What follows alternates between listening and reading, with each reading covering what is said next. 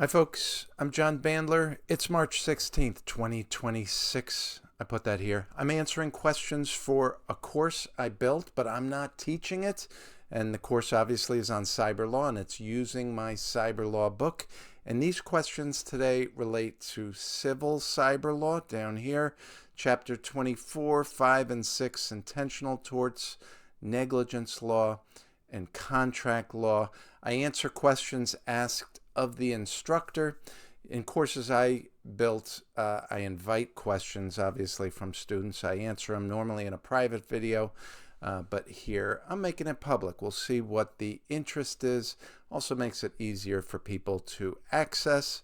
So just remember, talking points on law, important things to remember. Law is all around us. It's for everyone.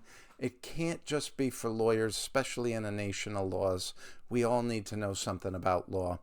And cyber and technology is all around us, right? By the process of logic, we know that cyber law is for everyone too.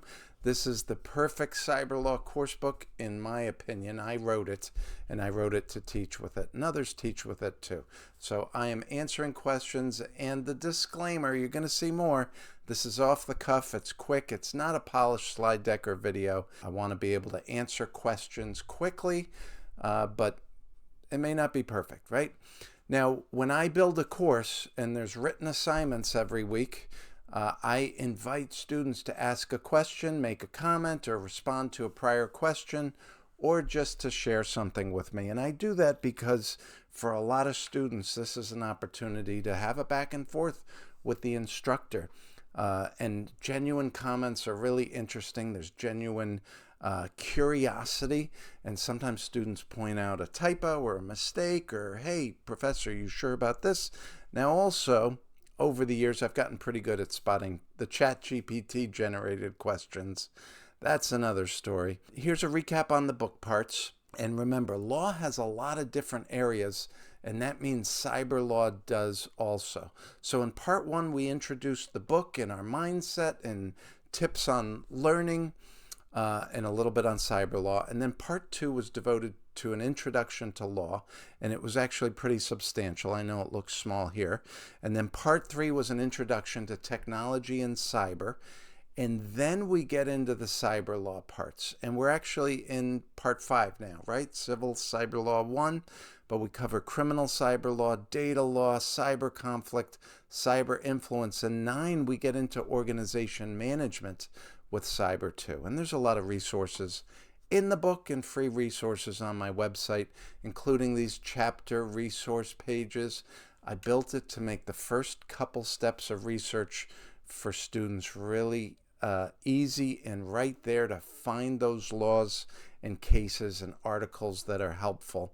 So those are the first steps of resources and research. And this is what the reference pages look like. And this week we're in 24, 25, 26, but chapter reference page for every chapter.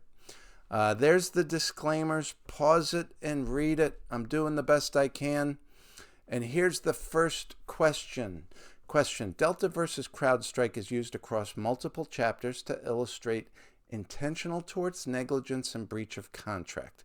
Since the case stems from what CrowdStrike claims was an accidental software error, how does a court distinguish between conduct that rises to the level of an intentional tort, like computer trespass, versus simple negligence, and how does pleading both simultaneously create any strategic or legal complications for the plaintiff?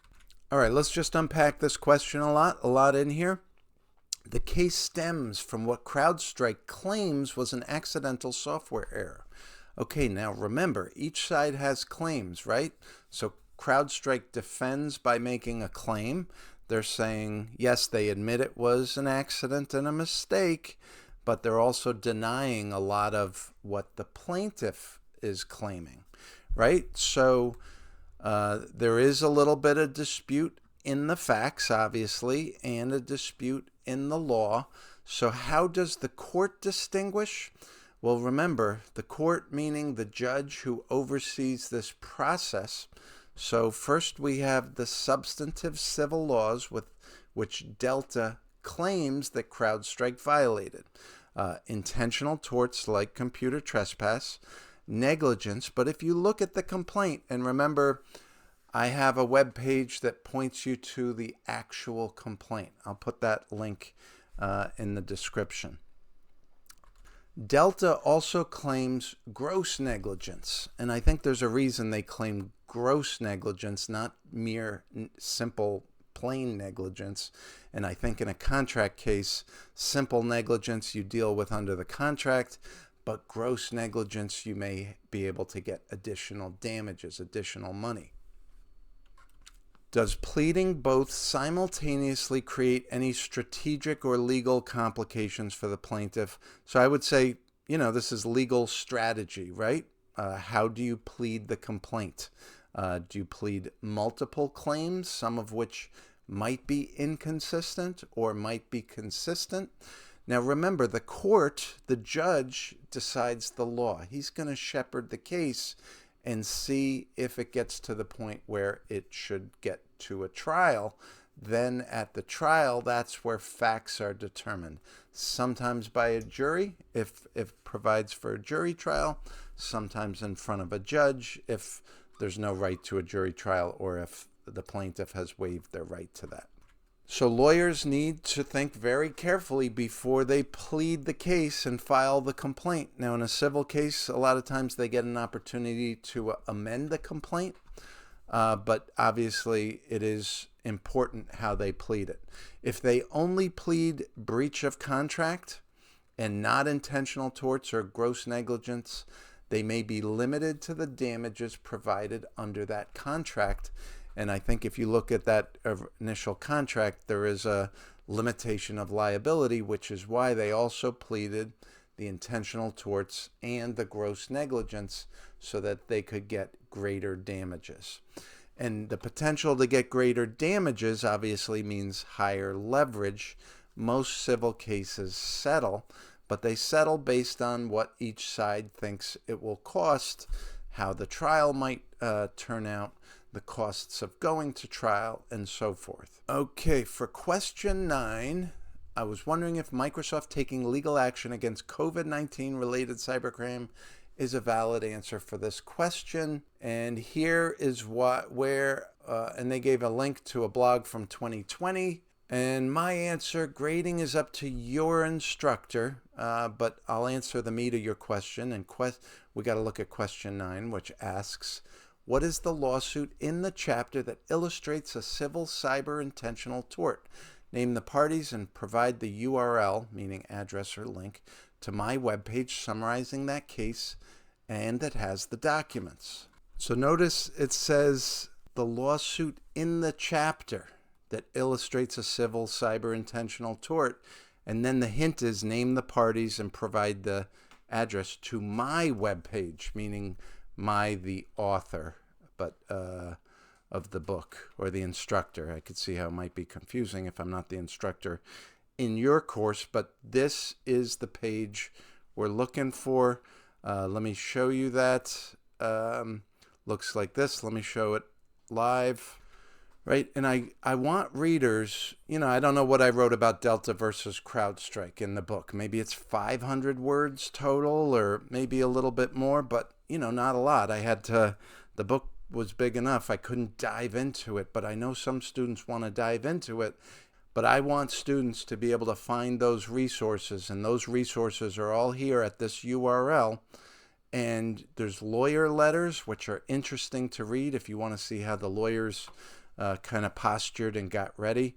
A lot of cases came out of this. And then this is the one the book talks about a lot, that civil complaint, Delta versus CrowdStrike. And then you can read the actual complaint. I think I summarize it pretty well, but you want to be able to find those original source documents, and you can read the statutes cited. So in that question, I really wanted students to be able to find, to know that's where it was, so I knew they knew where to find those source documents. All right, here's kind of a comment about the importance of understanding contract law. On a daily basis, people enter into contracts knowingly or unknowingly. The bottom line is every transaction is a contract, and so forth. Yeah, I mean, one thing I try to impart upon my students is that law is all around us, and we enter into contracts all the time. And I also try to give that practical advice for you all, right? Which is that first rule of contracts applies to a lot of things in life, which is try to only enter into contracts with people or organizations that are trustworthy. Because if they're not trustworthy, the contract, it's not fun to have to enforce your rights in civil court. And not everything in life is a contract. It might not be enforced, or at least in the legal sense, it might not be enforceable in court, but we're making decisions based on what people agree to do or not, or what we agree to do or not. So that's why law is important. Do you know of any jobs in this cyber law field? I'm really enjoying the content in this course. There are lots of jobs in cyber law, and I encourage you to think of it broadly.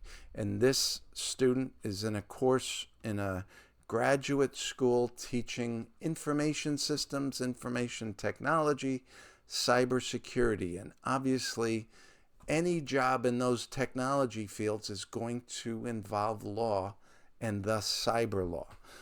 So if you think of cyber law in the broad sense, if you're in technology, you need to know a little about cyber law if you want to rise above entry level, which I think most people want to. But also cyber law is an important area of compliance. So we're thinking of compliance with privacy and cybersecurity. And I have a video and an article on tips for a career in cyber. I'll put that in the description. Question: cyber insurance is meant to protect against losses from cyber attacks, but many companies still underinsure or misunderstand what their policies actually cover. If you were in charge of a company's cyber risk, what steps would you take to make sure your cyber insurance actually provides meaningful protection? So you're managing information technology, cybersecurity, the related risks. Cyber insurance is going to be one consideration to evaluate, right? You have risks and potential harms. The organization might decide they need cyber insurance to transfer some of those harms, to transfer some of those costs if there's a cyber incident. So organizations should consider cyber insurance. And if they're going to get cyber insurance, they obviously should consider if it's covering what they want it to cover and at the cost they want. Obviously, the more coverage you get, the more you'll have to pay, and that's a decision for the organization. But don't just rely on the cyber insurance marketing hype that you must have it to cover everything. Instead, think of it as one aspect of risk management. And for bigger companies, it's an important aspect, and they may decide they have to have it. But just because you have cyber insurance doesn't mean you don't have to worry. You still have to worry and do all those other things regarding cybersecurity and risk management. The analogy I give is, it's great to have good, valid health insurance. We should all have good health insurance. I know we're not all lucky enough to have it, but we should all have good, valid health insurance. And even if you have it, it doesn't mean you want to have a health incident. You want to still keep yourself healthy, and same for cyber insurance. After going through this week's readings, I started realizing how many normal things we do online can actually involve legal issues. Email, using different online services can have legal consequences. It made me think about how important it is for people in IT or cybersecurity to understand the basics of cyber law. I also had a question: do you think cyber law will become a more important subject for students studying IT or cybersecurity in the future? So good. I'm glad you realize how important law is in technology. Obviously, that is why I wrote the book. That is what this book is about. That is why part 1 introduces that concept, how important law is for everyone and important for cyber too. So I am glad you got that book takeaway. It's really important. Do I think cyber law will become a more important subject for students studying IT or cybersecurity in the future? You know, everyone's got a different impression of how important it is now and how important it is in the future. To me, it is already super important. Maybe just some people do not realize how important it is. If you are working or studying technology and cybersecurity, artificial intelligence, any aspect relating to technology, and you do not already realize how important law is for that, I hope this makes that clear. Law is already important. It couldn't get more important than it already is. That would be my answer. So if you want to rise to management or executive or ownership levels in technology, you need to know something about cyber law. That's my opinion. All right. Thank you so much for watching. Don't forget to like and subscribe. You know the takeaways, law and cyber law. That's for everyone. I love answering genuine questions. If I answered your question, let your professor know next assignment submission. Then your professor knows you watched this. Also, you can mention the phrase, law is not just for lawyers. I'm saying that again because I know there's some that didn't get that last time, so now's your opportunity.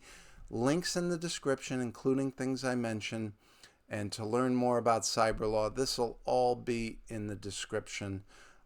And just start with the book. I wrote it simple because ChatGPT and Google Gemini can't make it any simpler than I wrote it. So start there, and then I give you those resources too. Check the description, specific links there too. Thanks for watching.